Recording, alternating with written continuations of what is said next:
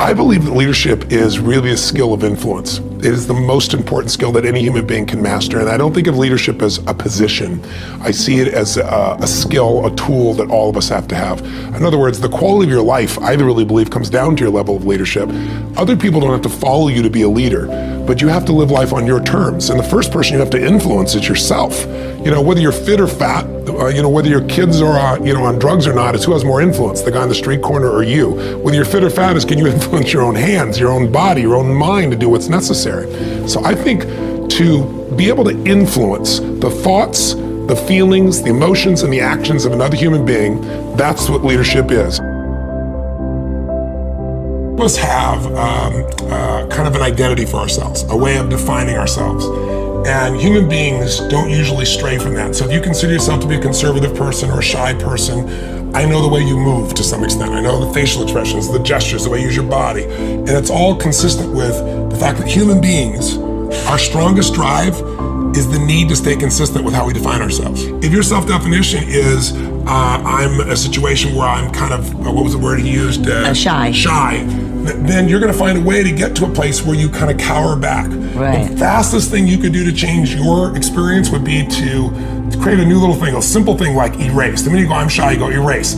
That's a BS story. BS meaning belief system. That's just a story. And if you tell yourself a story long enough, you start to believe it. And once you believe it, you act like it. When you calling yourself shy, you believe it. You go, Tony, I've always been shy. Up until this moment. Do something that's completely outside what you would normally do. Become somebody else. Decide who's the most playful, passionate, outrageous, fun person you know, and behave like them for 2 or 3 days. Just push yourself to behave like that. And here's what's happened. It'll be shocking, you'll be weird, you'll be different, you'll feel uncomfortable, but after a while you'll get reinforced. It's like if you get a nice haircut, you make a change in the way you look, people will compliment you. You'll get some compliments, and those compliments will make you want to use those other parts of yourself. We all want to be able to change the way we feel, and that's what I spend my life showing people how to do. And what most people don't know is emotion is created by motion. The way you move determines the way you feel. You have 80 different muscles in your face, 80. For most people, this is the largest area of unemployment in the country. They use the face the same way, they feel the same emotions over and over and over again. So what I was saying is, I have this deal with myself called priming. Every day, I say, look, you gotta have 10 minutes for yourself. If you don't have 10 minutes for yourself, you don't have a life. And I'm not gonna hope I feel good. I just got back 6 countries in 12 days. I was in India 2 days ago. Wow. And I woke up here feeling like somebody ran me over with a truck.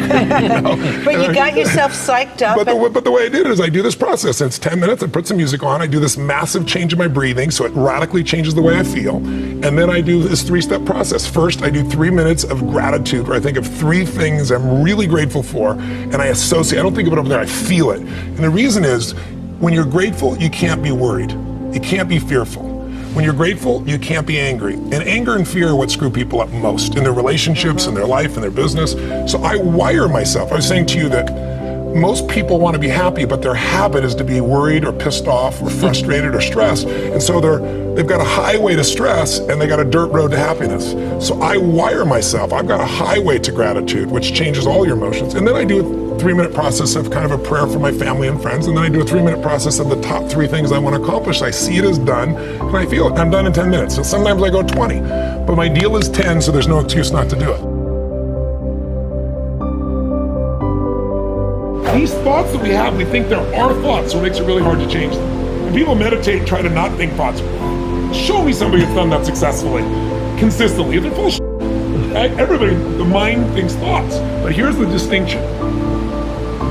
If I told you 100 years ago we were going to fly to the moon and back, you would have called me a lunatic. That's where the term comes from. People still use it, and it doesn't make any sense, because a lunatic is somebody who thought we go to the moon and back, we've done it, right? I didn't know that. Yeah, that's where it comes from. That's where it comes from. But if I would have told you 100 years ago that there's going to be a box in your pocket and you're going to pull this thing out, you're going to hit a couple buttons, and then it's going to capture invisible waves that are drifting around the earth and bring the waves in, and you're going to see somebody on the other side of the earth and you're going to talk to them, you're totally nuts. Thoughts are those invisible waves. And when you use your body in a certain way, if I sit like this, I'm gonna tap into a different channel of those waves than if I'm sitting like this. Kind of like a TV set. If I turn one channel, it might be a comedy channel. I'm gonna see a lot of laughter. Turn another one, it's a horror channel. Turn another channel, it's a romance channel. this is what changes which of those waves you touch in. So if you can start to realize that your thoughts that you think are your thoughts, there's nothing unique about your thoughts. They've been around for thousands of years. You're just tapping into them because of what you're doing with your body that makes you either fearful or passionate or courageous or whatever you're feeling. As you go in those states, you get different thoughts. So what I want people to see is that learn how to just see those thoughts go by. Learn how to be entertained by those thoughts. Because I have crazy thoughts, but what I've gotten good at is going, look at that crazy thought. That's not me, that's the mind. Not your mind, because if it's you, how do you change you? Pretty hard. But I really truly know I haven't heard a thought come out of you that's original. You've called them your thoughts, but they're not. You've stolen them. They've been around forever. When you see that, it's easier to let go of them. And letting go of those thoughts is one of the ways that you free yourself. And again, the more you do it, just like a muscle, you get better and better and better. And all of a sudden, the shit that used to make you crazy or stressed out, I'm like, how many things have you worried about that never came to be? And some people, their life is good, so they worry about other people, so they're never not worried, right? So it's really just a pattern. If you want wealth, real wealth is not just money, it's emotion. It's like, what are we really after in money? You don't want money, you don't want pieces of paper with the pictures of deceased notables on it. You want what you think money will give you. You think it'll give you freedom. Most people have a belief about what their real potential is no matter what you tell them. And that affects how much action they take. And of course that affects the result. And then ironically, that result reinforces their belief. And then that belief affects it. So I'll give you an example.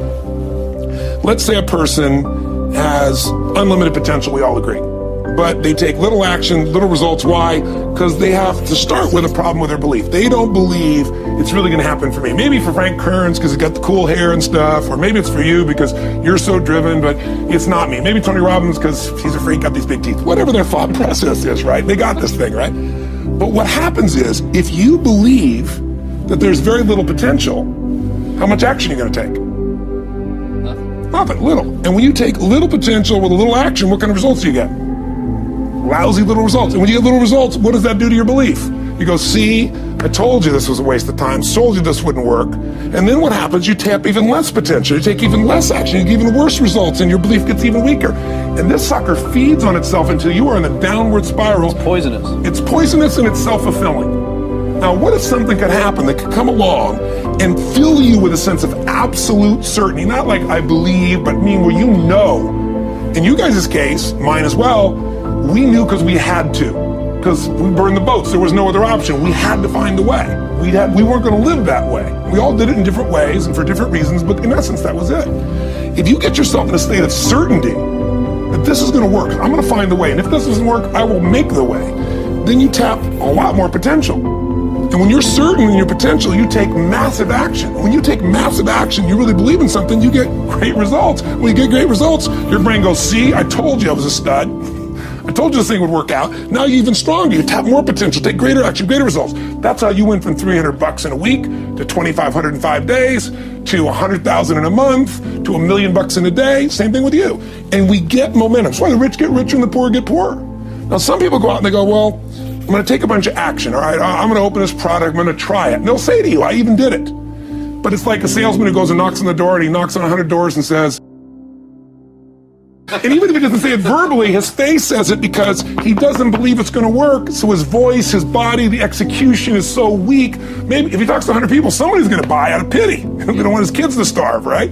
But he's not going to get the result. So the core difference in people is how do you produce certainty when the world isn't giving it to you? You go out and you try. In your case, you're 100,000 in debt, nothing's working. How do you keep yourself going? The way you did it, the way I did it, the way you're doing it, we may not have done it consciously, is we didn't change our potential, that was there. And it wasn't even taking more action. Taking more action with a belief it's not going to work, it's not going to change anything. We got results in our head that made us feel certain as if it had already happened. Or security or stability or love. It won't give you love. It'll get you sex. It won't get you love. Money won't, right? So really what you're after is the emotion. And so what I want people to get is the emotion they want now, and all it is a new habit. It's learning to discipline this mind, right? By realizing the mind thoughts are out there and letting them float by and constantly coming back to what can I love about this? What can I appreciate? It's like if you can learn to love or at least appreciate, start to enjoy the things that you used to get upset about, how much freedom would you have? How much more joy would you have? And I know people who got billions of dollars. I've coached them who is like, holy shit, they live in scarcity all the time. One man I'll never forget, he's screaming at his wife. I'm in the meeting, I'm in the house, and he's screaming at his wife because she spent some money on a bunch of outfits and stuff like that. And he's a multi-billionaire. He couldn't spend all his money in his lifetime. And then he's totally upset at his daughter who's in her 20s who spent some money too. And I'm like, I pulled him aside afterwards and I said, what do you do this for? And what do you do it for? And he's like, well, it's the principle thing. I said, no, the principle thing is, do you love these people and do you want them to have an abundant life? When you don't have one loss, but you live like you're poor, you know? And it's like, I finally got through to him. But so many people, that's why I say money doesn't change you. Money magnifies who you are. So you want to expand the depth of who you are and free yourself from suffering by just knowing it's a pattern of thought and you can change the pattern of thought.